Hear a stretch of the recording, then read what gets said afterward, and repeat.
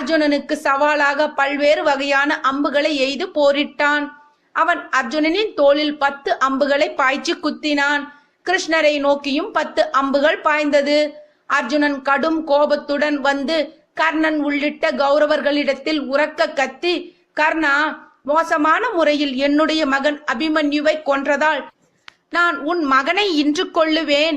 அனைத்து போர் வீரர்களும் முடிந்தால் அவனை காப்பாற்றுங்கள். நான் அவனை கொன்றே தீருவேன். அதன் பின்பு முட்டாளான உன்னையும் நான் கொல்லுவேன். மேலும் இந்த போர் ஏற்பட காரணமான தீய கொள்கைகளை கொன்ற ஈனன் துரியோதனை பீமன் கொல்லுவான் என்றார். கர்ணனால் அருகில் நெருங்க இயலாமல் போனது. அர்ஜுனன் 10 அம்புகளால் வீரசேனாவை தாக்கினார். அது அவனை பலவீனப்படுத்தியது. 4 கூரான முனையுடைய அம்புகளை கொண்டு அர்ஜுனன் அவனுடைய வில், அவனுடைய 2 கைகள் மற்றும் அவருடைய தலை ஆகியவற்றை வெட்டினான்.